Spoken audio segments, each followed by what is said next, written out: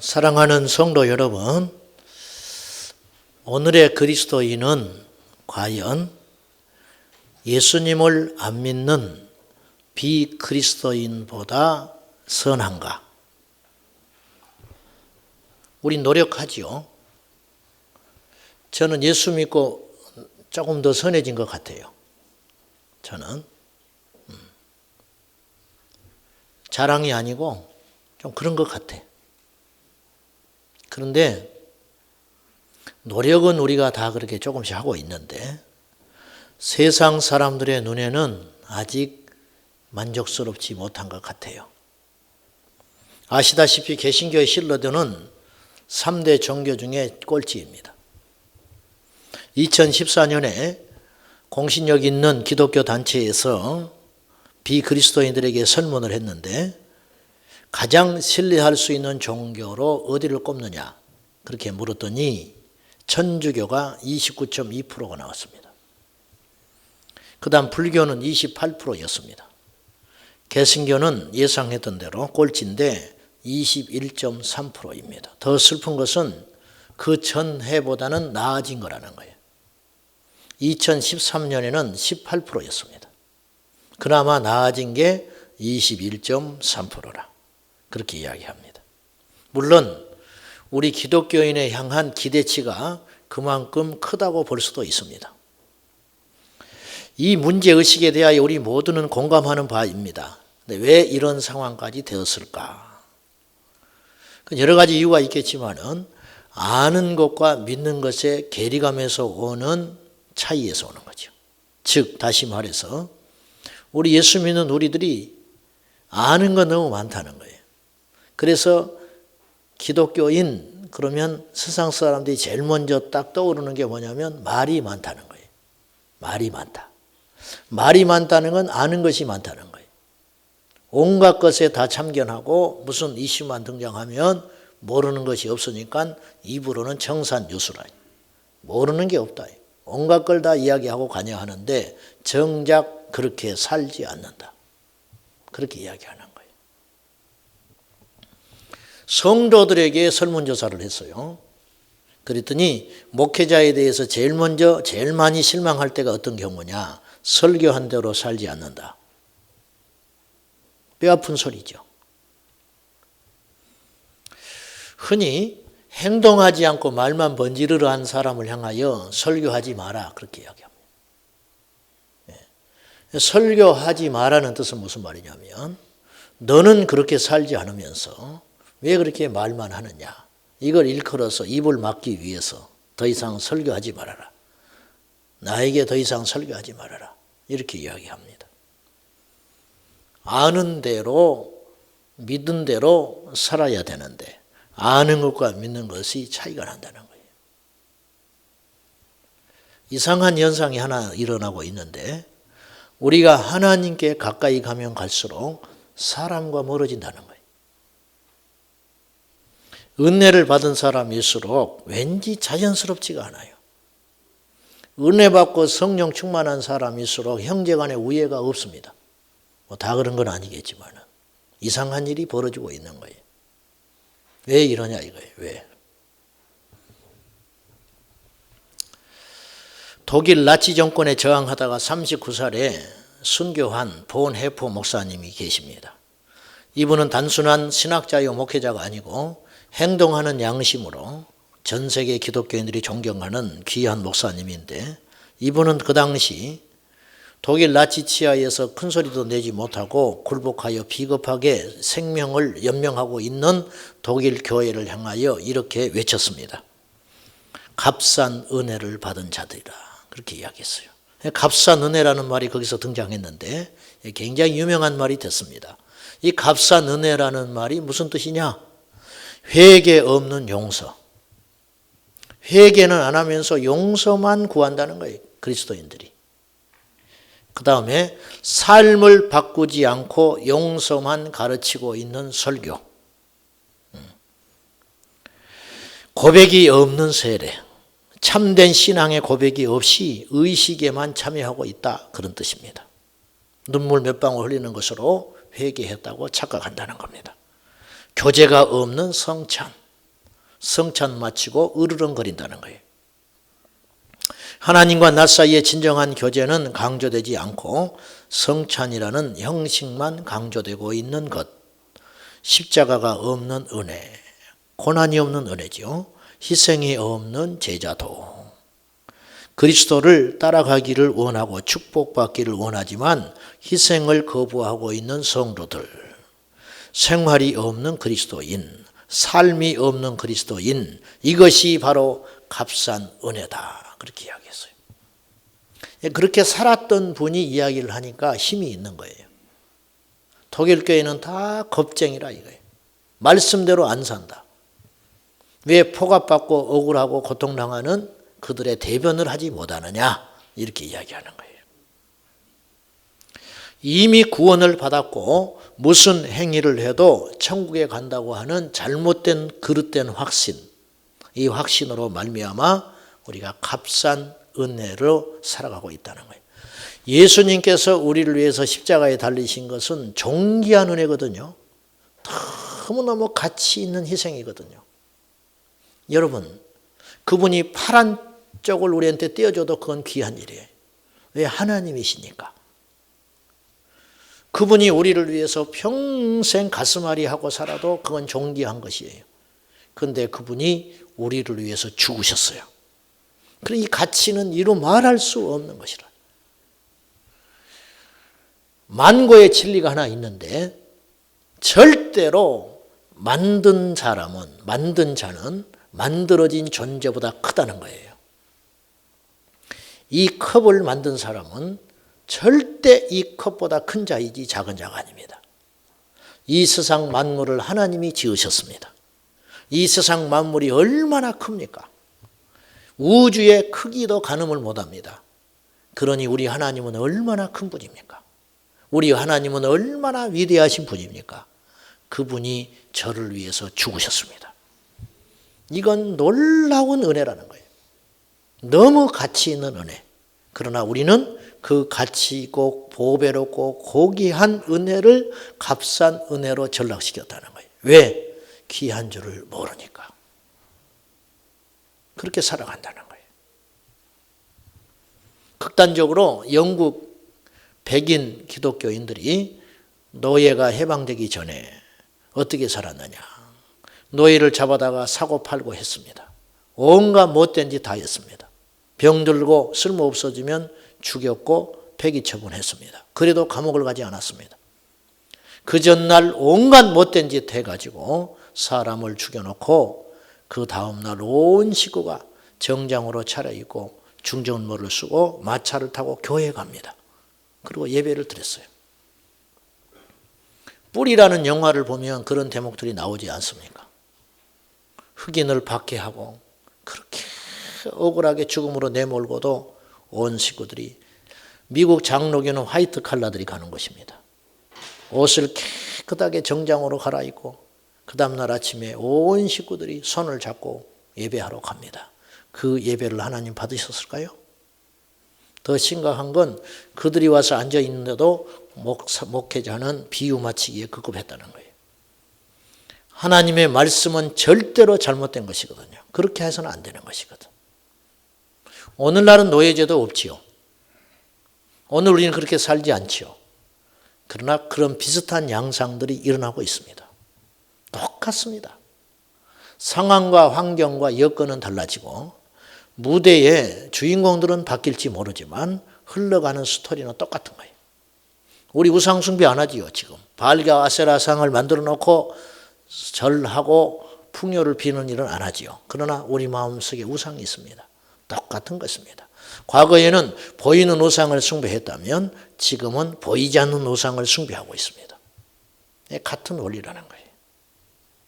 설령 우리가 구원을 안전하게 받아서 우리가 하나님께 받은 구원은 누구도 흔들지 못합니다. 믿으십니까? 하나님께서 주셨기 때문에 하나님께서 거두시기 전에는 빼앗기지 않겠죠. 그런데 우리가 생각해야 할 것은 설령 우리가 구원의 완전한 안전지대에 있다 할지라도 이 구원을 상실할 수 있다고 긴장하며 사는 것이 지혜로운 것이라는 거예요. 그런데 우리는 그렇게 안 산다는 거예요. 그래서 두렵고 떨림으로 우리의 구원을 완성해 가야 할 필요가 있다는 거예요. 고린도전서 9장 27절에 사도 바울은 이런 고백을 했습니다. 내가 내 몸을 쳐서 복종하게 함은 내가 남에게 전파한 후에 자신은 도리어 버림을 받을까 두려워함이라. 내가 두렵다. 나의 설교를 통해 많은 사람들이 구원받을 수 있다. 또 지금까지 그런 일이 일어났겠다. 그러나 정작 나는 하나님의 충성스러운 나팔수로 쓰임받다가 잘못하여 교만하여 패망의 길로 갈까 두렵다. 이게 이제 믿음이 없는 고백이 아니죠. 이게 건강한 두려움. 내가 그런 두려움에 쌓여 산다. 그래서 바울은 날마다 나는 내 자신을 저 복종시킬 뿐만 아니라 나는 날마다 죽노라. 내가 하루도 죽지 않고는 살 수 없다. 그렇게 고백을 한 겁니다. 자, 장황하게 말씀드렸는데요. 오늘 본문 저희가 읽은 이 말씀을 통해서 우리 주님께서 주시는 하나의 주제가 있습니다. 그건 뭐냐? 쉽게 요약하면 오늘 거듭난 그리고 그리스도인이라고 자처하는 우리 모두는 다른 사람을 대하여 어떻게 대하고 살아가야 할 것이냐. 이거예요. 다른 사람에 대한 태도는 어떠해야 되느냐. 진짜 그리스도인은 영혼의 구원뿐만 아니라 관계의 구원도 일어나야 한다. 관계의 구원. 아까 그래서 그런 맥락에서 같이 이야기를 드리는 거예요. 이상하게 은혜 받고 기도 많이 하고 성령 충만하다고 하는 소위 그리스도인들이 비상시적이라. 이상하게 비상시적이라. 남의 돈 떼먹으면 안 갚아요. 질서를 안 지킵니다. 형제 간에 아기다툼하면 더 악랄해요. 교회에서는 그렇게 가르친 적이 없거든요. 말씀은 그렇게 말하고 있지 않습니다. 근데 이상하게 그래요. 왜 그러냐고 말이에요. 왜? 믿음이 잘못된 것이죠. 주님은 우리에게 그렇게 살라 하지 않아요. 기도원에 가보셨습니까? 앞에서 열광적으로 찬송하고 하는 사람일수록 자리 다툼하고 식당에 가면 새치기 하고 그런 일들 우리는 얼마든지 볼 수 있습니다. 왜 그런 일이 벌어지느냐는 거예요. 은혜는 받았지만은 삶의 은혜는 안 일어나는 거예요. 삶의 은혜는 안 일어난다. 저도 자격이 없어요. 이렇게 말하는 것은 자격은 없지만 오늘 본문을 통해서 사도 베드로가 우리 심령에 하는 말씀은 그리스도인은 다른 사람을 어떻게 대해야 하는가. 베드로처럼 영적인 사람이 어디가 있습니까? 여러분, 영과 육을 구분하지 마시오. 성과 속을 구분하지 마세요. 교회 안과 교회 밖을 구분하지 마십시오. 진짜 예수가 우리 안에 있으면 그 사람은 예의 바른 사람이 되고 진짜 우리 안에 예수가 있다면 그 사람은 양심적인 사람이 되는 것이고 진짜 우리 안에 예수가 있다면 다른 사람을 배려할 줄 아는 사람이 되어간다. 이것이 성경의 가르침이라는 거예요. 초대교회는 은혜를 받았는데 방언 받았는데 성령의 능력을 받았는데 그들의 삶도 변했습니다. 그래서 주변 사람들이 초대교회 성도들을 칭찬했습니다. 그들이 믿는 신앙의 가치는 인정하지 않았지만 즉 그들이 믿는 예수에 대해서는 아직 알지 못함으로 핍박했지만 그들의 삶을 보고서는 어떤 것도 트집을 잡지 못했다는 거예요. 우리가 왜 거룩해야 하는가? 왜 우리가 외인에 대하여 즉 안 믿는 사람들에 대하여 선한 행실을 하고 살아야 되는가? 우리의 의의를 나타내기 위함이 아닙니다. 그 이유가 오늘 성경에 있습니다. 12절입니다. 너희가 이방인 중에서 행실을 선하게 가져. 너희가 이방인과의 관계 속에서 행실을 선하게 가져야 할 이유가 어디가 있느냐? 너희를 악행한다고 비방하는 자들로 하여금 너희 선한 일을 보고 오시는 날에 누구에게요? 하나님께 뭘 돌려요? 영광을 돌리게 하려 함이라. 이런 말이에요. 자식이 패역한 행동을 하면요, 부모가 욕을 먹습니다. 제 어릴 때 굉장히 충격받은 사건이 하나 있었어요. 어린 나이에 굉장히 제가 놀랐는가 봐요. 그 사건이. 아침에 학교를 무심코 가다가, 그때는 이제 국민학교라고 그랬잖아요. 학교를 가면서 논두렁길을 걸어가다가 발로 돌을 툭툭 찼어요. 그러니까 논에 물이 잠겨 있는 논에 돌이 툭 떨어지니까 퐁당 재밌더라고. 그래서 이제 발로 툭툭 차면서 축구하는 연습도 하면서 혼자 가방을 들쳐메고 가는 거예요. 한참 가는데 그 앞에 어떤 아저씨가 씩씩거리면서 서 있어. 장화를 신고. 내가 멀리 안 봤는데 알고 봤더니 그분이 논에서 돌을 주워내고 있었어요. 근데 조그만 놈이 와서 노래를 부르면서 자기는 지금 땀을 내서 돌을 집어내고 있는데 그 돌을 논바닥에다 툭툭 차고 있었으니 얼마나 꼴보기 싫었겠어요. 이분이 저를 딱 보고 이렇게 말했어. 네 누집 자식이냐는 거예요. 나는 그 말이 그렇게 무섭게 들렸어요. 그때 어린 마음에 제가 여기에 박힌 것이 하나 있어요. 내가 잘못 행동하면 부모가 욕을 먹는구나. 차라리 너 어디 사느냐? 에? 네 이름이 뭐냐? 네 다니는 학교가 누구냐? 그랬다면 내가 덜 무서웠을 것 같아요. 네 집 자식이냐는 거예요. 기연이 되어라는 거예요. 그래서 이야기했죠. 이야기했지. 그 뒤로는 다시는 못했어요. 겁이 나서. 다시는. 우리가 잘못 살면 우리의 아버지 되신 하늘에 계신 아버지 하나님이 영광을 받지 못합니다. 그래서 우리는 선한 일을 해야 되는 거예요. 너희가 선해야 하는 이유가 무엇인지 아느냐? 마지막 심판날에 하늘에 계신 그 아버지가 영광을 받으시기 위하여 너희가 선하게 살아야 한다. 전도를 하기 위한 게 아니에요. 속보인 짓 하면 안 돼요. 우리는 전도하기 위해서 선한 덕을 쌓자는 게 아니에요. 순전하게 하나님이 그렇게 살라 했으니 그렇게 사는 거라. 하나님이 그렇게 살라 했으니. 교회는 세상을 향하여 사람과 섬김의 자세로 살아야 되는데 오늘날 그렇지 않은 경우들이 너무 많다는 거예요. 그래서 교회는 힘을 가지면 안 돼요. 여러분, 교회가 힘을 갖는 건 불행한 일입니다. 십자가가 사라지기 때문이에요. 십자가가 사라지기 때문에. 우리 성도들 개개인은 부욕해 돼야 하지만은 교회는 강해지면 안 됩니다. 교회는 절대로 이기면 안 돼요. 교회는 끊임없이 손해보고 바보스럽고 억울해야 하고 이용당하고 만만한 곳이 되어야 교회입니다. 그래야 하나님 영광을 받으신다는 거예요. 쉽지 않지요. 여러분, 이기는 것이 어려울 것 같지만 지는 것은 더 어렵습니다. 지는 것은 더 어려워요. 주님은 우리에게 말씀해요. 너희는 세상의 빛이다, 소금이다. 빛이 자신을 태워야 빛이 나는 것이죠. 소금은 자기를 녹여서 좌치가 사라져야 짠맛이 나는 것이죠. 근데 빛이 그대로 있고 소금이 녹아지지 않으면 세상은 절대로 달라지지 않는다는 거예요. 교회가 점점점 거대해지고 강해지고 우렁차지는 순간에 교회는 절대로 교회일 수 없다는 거예요. 주님이 안 계신다. 주님이 안 계신다. 우리도 본의 아니게 교회가 커지고 있습니다. 저는 이것을 꼭 좋은 일이라고 생각하지는 않습니다. 때로는 잠이 오지 않습니다. 더 막중한 설교의 책임을 저는 지게 됐습니다. 배부른 자의 이야기가 아니고 진심의 고백입니다.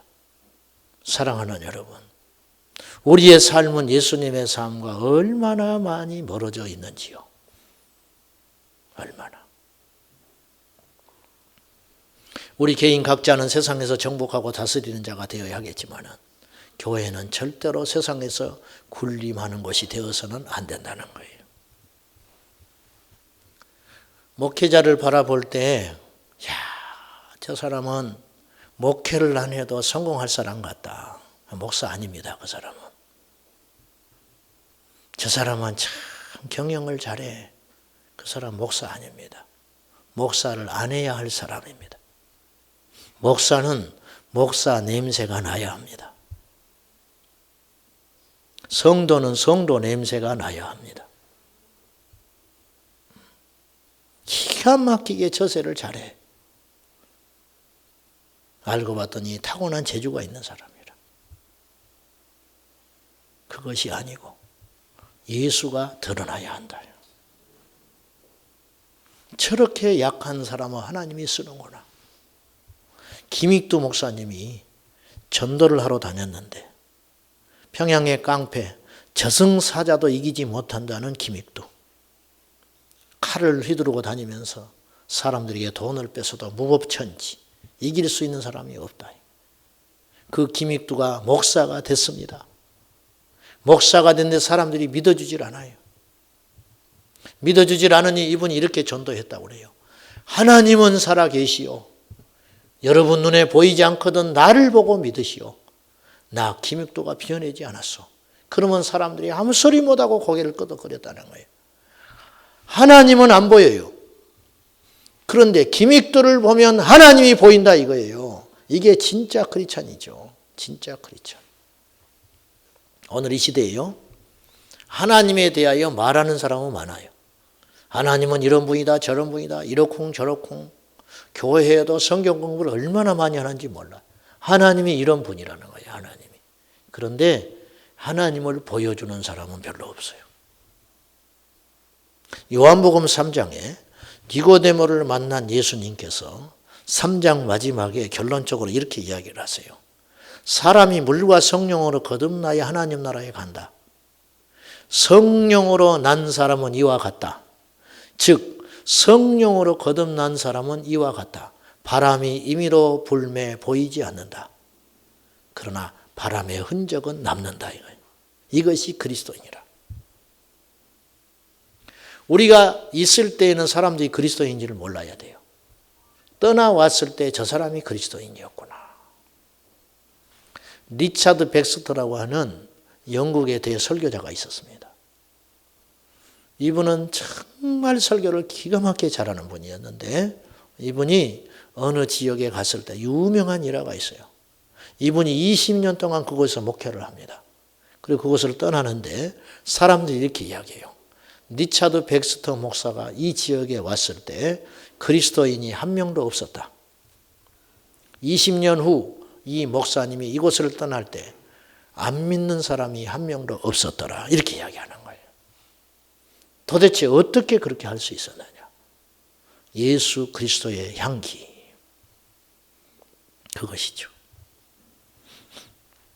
자, 구체적으로 오늘 사도 베드로는 예수님을 믿는 우리들이 외인에 대하여 내가 아닌 다른 타인에 대하여 어떤 삶으로 하나님께 영광을 돌려야 할 것인가 이것을 가르쳐줘요. 17절입니다. 여러분 오늘 도덕 강연으로 절대 듣지 않기를 바랍니다. 17절입니다. 시작. 무사람을 공경하며 형제를 사랑하며 하나님을 두려워하며 왕을 존대하라. 다시 한번 말씀드리지만은 다시 한번 깨어있다고 하는 소위 그리스도인들, 기도하는 그리스도인, 성령 충만한 그리스도인들조차 삶에서 덕이 나타나지 않는다. 불 외치는 사람들도 그리스도의 모습이 안 드러난다. 이 문제의식 가운데 우리가 출발하는 겁니다. 자, 먼저 하나님을 대하여 우리는 어떤 자세를 가져야 되느냐. 오늘 말씀에 하나님을 두려워하라. 하나님을 두려워하라. 하나님을 경외하라는 말이에요. 하나님을 하나님처럼 귀히 여기라는 거예요. 이 시대 그리스도인들은 더 이상 하나님을 두려워하지 않아요. 자, 한번 봅시다. 하나님이 두렵습니까? 귀신이 두렵습니까? 네? 사람들이요, 귀신은 되게 무서워해요. 근데 하나님은 안 무서워해요. 여러분, 하나님이 무서운 존재예요? 귀신이 무서운 존재예요? 대답 좀 해보세요. 하나님이 두려운 존재 아닙니까? 근데 하나님은 안 두려워해요. 그러면서 마귀는 무서워한다고요. 이게 잘못된 것이죠. 영적 혼돈이 와버린 거예요. 지금요, 이 땅의 크리스찬들은요, 하나님을 두려워한다든지 말씀을 제대로 지킨다든지 이렇게 가르치면요 율법주의자라고 이야기해버려요. 이게 율법입니까? 성경의 명령이에요. 하나님을 두려워하라. 일만하게 뿌리가 돈을 사랑함이라 그랬죠. 근데 저는 덧붙여서 이걸 말씀드리고 싶어요. 일만하게 뿌리는, 근본 뿌리는 하나님을 두려워하지 않는 마음입니다. 하나님을 안 두려워하기 때문에 예배가 경시되는 거예요. 하나님을 두려워하지 않기 때문에 사람도 무시하는 거예요. 왜냐? 누가복음 18장 2절에 보면은 예수님께서 기도에 대한 교훈을 가르치시면서 이렇게 이야기를 해요. 하나님과 비교되는 아주 비교되는 대상으로 악한 재판장을 가지고 와요. 악한 재판장도 구하는 자의 소원을 들어주는데 선하신 하나님이 안 들어주겠느냐. 이제 이 말씀을 하기 위해서 가져오는데 이렇게 이야기해요. 이 악한 재판장이 어느 정도 악하냐. 하나님을 두려워하지 않고 사람을 무시하는 사람이다. 하나님을 두려워하지 않기 때문에 일어나는 결과가 무엇이냐면 사람을 무시한다는 거예요. 즉 하나님을 두려워하는 사람은 사람도 존중히 여길 수밖에 없다. 이렇게 이야기하는 거예요. 내가 이 사람을 지금 멸시하고 있잖아요. 이 사람을 함부로 무시하고 있잖아요. 그 안에 계신 주님을 무시하는 거라. 그렇게 이야기하는 거예요. 모든 악의 근본 시작은 하나님을 경외하지 않고 무시하면서 일어나는 일이라는 거예요. 무시하면서. 자, 두 번째. 오늘 말씀에 나보다 존귀한 자는 어떻게 해야 되느냐. 왕은 어떻게 하라고 그랬어요? 존대하라. 왕은 존대하라. 즉 권위자에 대한 자세는 어떠해야 되는가. 여러분 이 세상에 가면 항상 어디를 가든지 나보다 상위에 있는 권위자가 반드시 있습니다. 학교에 가면 스승이 계십니다. 직장에 가면 상사가 있습니다. 집에 가면 어른이 있습니다. 그렇죠? 하다못해 식당에 가면 큰 유명한 음식점에 가면 주차를 관리하시는 분이 계시죠. 주차 관리자가 그 주차장에서는 권위자예요. 근데 무시하려고 들어요. 차를 여기다 좀 대라고. 다 생각이 있어서 대라는 거예요. 근데 왜 네가 나한테 그런 요구를 하냐는 거야. 오기로 다른 데다 대버리고 들어가요. 권위를 무시하는 거예요. 권위를. 교회 주차장도 마찬가지예요. 주차 봉사하는 분들이 여기다가 대십시오. 이유가 있는 거예요. 거기다 대야 하는 이유가. 나는 대기가 싫어요. 그러나 그 권위에 복종할 때 하나님이 영광을 받으신다는 거예요. 근데 우리는 도무지 권위를 인정하지 않으려고 그래요. 여러분 이 시간 이후로 교통순경과 싸우지 마시오.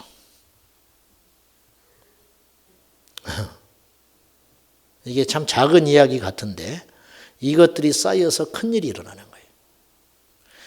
그 지역의 교통순경을 그 시간에 세운 것은 하나님께서 그에게 그 부분, 그 영역에 있어서는 하나님이 권위를 준 거예요. 근데 우리는 대항하려고 그래요. 씩씩거리면서 싸워. 가지고 딱지 안 끊으려고. 그리고 딱지 안 끊고 돌아오면 마치 내가 무슨 대단히 큰일이 나는 것처럼 와서 자랑한다고. 오기 부리고. 수치스러운 일이라. 저도 그것이 똑똑한 줄 알았어요. 아니에요. 하나님이 우리에게 세워주신 권위자가 있다는 거예요. 비굴한 게 아닙니다. 여러분 진리에 어긋나지 않는 한은 권위에 순복하라. 다니엘의 세 친구가요. 사드락 메삭 아벳노고가 느부갓네살 왕이 말도 되지 않는 것을 속아가지고 정적들에 몰려가지고 금신상을 만들어 놓고 절하라 하거든요. 이들이 절을 하지 않습니다. 대항하는 것 같지요.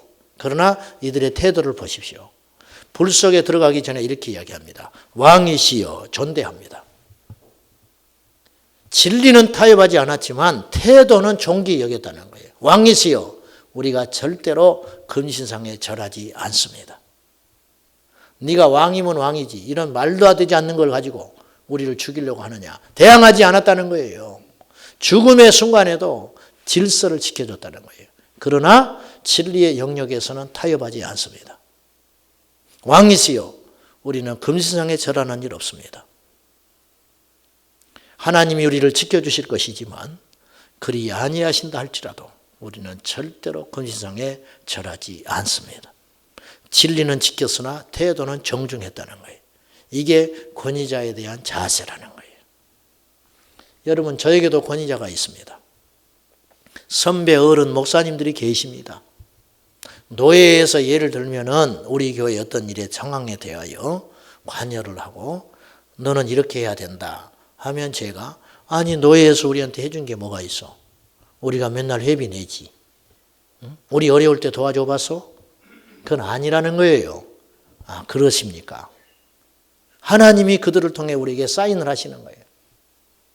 이럴 때 우리에게는 형통의 역사가 일어나는 겁니다. 그걸 하지 않아요. 베드로는 순교했습니다.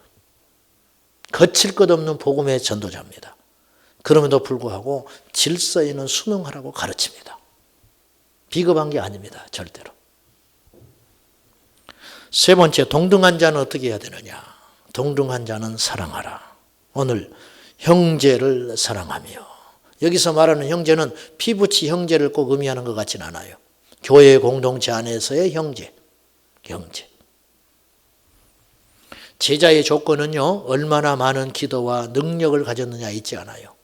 참된 제자의 조건이 무엇이냐? 요한복음 13장 35절에 주님 말씀했습니다. 너희가 서로 사랑하라. 너희가 서로 사랑하면 이로써 많은 사람이 너희가 내 제자인 줄 알리라. 우리 교회가 제자 광성교회잖아요. 우리 교회는 제자 교회예요. 예수님의 제자들이 모인 교회라. 예수님의 제자들이 모인 교회는 전도하고 성령 충만하고 능력이 나타나기 전에 먼저 무엇이 되어야 되느냐? 사랑하라. 사랑하지 않는다면 능력이 무슨 필요가 있냐? 사랑하지 않으면 은사가 무슨 필요가 있느냐? 사랑하지 않는 은사는 오염됩니다. 반드시 오염되고 마귀의 도구화가 됩니다. 사랑이 없는 전도, 그거는 장사꾼의 소굴이 되는 것입니다. 사랑이 없는 제자는 제자가 아니다. 주님은 말씀했어요. 그 다음에 네 번째, 나보다 약한 자는 어떻게 돼야 되느냐. 우리가 가는 곳마다 우리에게 상위 권위자가 있듯이 우리보다 약한 자가 있기 마련입니다. 항상 우리의 도움이 필요한 자가 어디 가도 있습니다. 어디 가도. 그들을 향하여는 어떻게 해야 되느냐. 에베소서 6장 9절에 상전들아 너희도 그들에게 이와 같이 하고 위협을 그치라. 위협하지 마라. 너희보다 약한 자들에게 위협하지 마라. 이렇게 이야기하는 거예요. 요즘 사회적으로 유행하는 말 중에 하나가 갑을관계라는 말이에요. 이게 참 아픈 말입니다. 갑을관계. 여러분, 우리 그리스도인 된 우리에게 이 갑을관계는 해당되는 말이 돼서는 안 됩니다. 내가 이 사람의 생사 이탈을 쥐고 있을 수도 있어요. 내가 도장을 찍어주지 않으면 이 사람의 계약이 안 되는 자리에 있을 수 있습니다. 갑 중에 갑이죠. 얼마나 떨겠습니까? 얼마나 두렵겠습니까? 위협하지 말아라. 협박하지 말아라. 제가 지난날에 부끄러운 게 참 많습니다. 알면 여기 아무도 안 앉아 있을 거예요. 여러분도 마찬가지예요. 그래서 날마다 회개해요. 천국 가서 망신 안 당하고 싶어서. 천국 가서. 회개하지 않으면 주님이 그대로 우리에게 심판한다는데. 제가 이 말씀을 준비하다가 부끄러운 일이 하나 생각이 났어요. 뭐 수도 없이 많지만은 진짜 부끄러운 건 말 못해. 지금 말 못하고 새벽 기도를 마치고 내 방에 앉아 있는데 여기 전에 몇 년 전이에요. 어떤 젊은이가 멀쩡하게 생겼는데 맨발로 들어와서 교회를 신발 좀 달라는 거예요. 신발. 밤새껏 술 먹고 메리아스만 걸치고 반바지에 여름날에 신발이 없이 교회를 찾아온 거예요. 집으로 가야 되는데 신발이 없다는 거예요. 창피한 줄은 안 거예요. 이제 정신을 차려보니까 신발이 없어요. 맨발로 집에를 돌아갈 수가 없는 거예요. 돌아가서 밥을 먹고 이제 직장 출근해야 되는데 그 신발 한 컬레 달래. 내 신발은 못 주고 내 슬리퍼를 줬어요. 근데 문제는 주면서 또 내가 입 바른 소리 했네. 요지는 이거지요. 멀쩡하게 생긴 젊은 친구가 왜 이러고 다니냐. 그냥 주면 좋았을걸. 이 친구가 아쉬우니까 아무 소리 못하고 신발 신었어요. 그리고 엘리베이터 누르고 내려가는데 나를 힐끗 쳐다보는데 이런 눈빛이었어. 네가 목사면 목사지. 네가 뭔데 나를 가르치려고 그래. 내가 다시는 여기 안 온다. 더러워서. 그런 메시지가 나한테 탁 오는 거예요. 그분이 예수님이라면 어떻게 했을까? 그분이 예수님이라면. 그게 후회가 돼요. 김혜자 씨가 이런 책을 썼죠. 책은 읽어보지는 않았지만 제목이 기가 막히더라고. 꽃으로도 때리지 마라. 꽃으로 맞아도 아프다. 꽃으로도. 너 왜 이렇게 살아? 그렇게 말하지 마라. 그 사람은 최선을 다해 살고 있다. 너 또 오늘 예배당 늦었냐? 그러지 마라. 밤새껏 일하고 올까 말까 수십 번 수백 번 고민하다가 박차가 온 자리일 수 있다. 왜 예배 때 조나? 귀신 들었냐? 그렇게 말하지 마라. 밤새껏 야간 작업하고 와서 좋은 사람도 있다. 그거잖아요. 우리의 주인이 하나님이듯이 우리보다 약한 자의 주인도 하나님이다. 그러므로 멸시하지 마라. 멸시하지 마라. 우리가 어떻게 이렇게 살 수 있을까요? 불가능한 것처럼 보이잖아요. 오늘 말씀으로 우리를 가르쳐줘요. 24절 마지막으로 읽어봐요.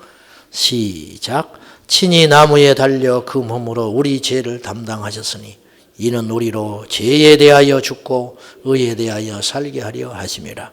그가 채찍에 맞음으로 너희는 나음을 얻었나니. 죄에 대하여는 죽은 자가 되라. 의에 대하여는 사는 자가 되어라. 이 말은 이런 뜻 아니겠습니까? 죄에 대해서는 철저히 미련한 자요, 관심 없는 자요, 철저히 버리는 자가 되어라. 그러나 의로운 일, 옳은 일, 귀한 일, 하나님이 기뻐하는 일에는 누구보다도 앞장서거라. 이 이야기하는 거잖아요. 죄에 대하여는 죽은 자가 되어라. 죽은 자를 내가 생각하니까 세 가지가 없겠더라고요. 여러 가지가 없겠지만은 첫째, 죽은 자는 욕심이 없어요. 죽은 자에게 무슨 욕심이 있겠어요? 죽은 사람에게 돈 뺏어봐요. 화내는가? 두 번째, 말이 없다. 죽은 사람은 아무리 찔러대도 말이 없어요. 아프단 소리도 하지 않아요. 무조건 좋단 소리도 하지 않아요. 우리 주님의 위대한 능력은 십자가에서 침묵했다는 거예요. 그 침묵이 우리를 살렸어요. 주님이 말하시면 천사가 와서 그들을 다 멸해버립니다. 주님이 침묵하셨기 때문에 우리가 덕분에 살고 있는 거라. 세 번째로 죽은 자는 성질이 없어요. 성질이 없다. 성질. 언제나 우리가 죽을 거. 한참 말하다 보면 또 내 자랑거리 하고 있네. 한참 이야기하다 보면 또 남의 말하고 있어요. 언제나 죽을 거. 기절은 해요, 우리가 가끔씩. 부흥회 때 기절해. 부흥회 끝나면 또 귀신같이 살아나. 부활해, 부활. 좀 귀신이 말이 좀 그렇지만은. 은혜 받으면 기절해요. 은혜가 떨어지면 다시 살아나 버리네. 이게 저와 여러분의 모습이 아닌가. 저는 그렇더라고요. 죽읍시다. 죽어. 내가 성질이 굉장히 급한 사람인데 느릿한 사람을 나한테 붙여준 이유는 나를 죽이려고 하나님이 그리 하신 거라. 이 사람 아무리 떨어지기라 해도 하나님이 안 떨어뜨려요. 이놈 떨어뜨리면 더 느린 놈이 또 붙어. 하나님이 나를 사랑하사 나를 만들어 가시는 주님. 고약한 시어머니 붙여주시고 맹랑한 며느리 붙여주시고 성격 지긋지긋하게 안 맞는 왼수댕이 만나가지고 내 평생 이렇게 살아오는데 죽으라고, 하나님이 죽으라고 나를 사랑하사 완전히 죽이셔서 새롭게 쓰시려고. 할렐루야. 죽어야 다른 사람 살려요. 하나님을 두려워하고 존귀한 자를 귀히 여기고 형제를 사랑하고 약한 자를 포악하지 마라. 이것이 오늘 베드로 사도가 2000년 전에 우리에게 하신 말씀인 줄 알고 성령의 음성인 줄 알고 우리 모두 이렇게 사시기를 축복합니다. 기도하십시다. 살아계신 하나님, 사람들이 예수님이 없다고 합니다. 사람들이 하나님이 없다고 합니다. 우리가 예수님 보여줘야 되는데 그리하지 못해서 그렇습니다. 주여 간절히 비옵나니 죄에 대하여 죽고 의에 대하여 사는 자가 되어서 우리 모두 평화의 사도, 사랑의 도구 되게 하여 주옵소서. 예수님의 이름으로 기도 올리옵나이다. 아멘.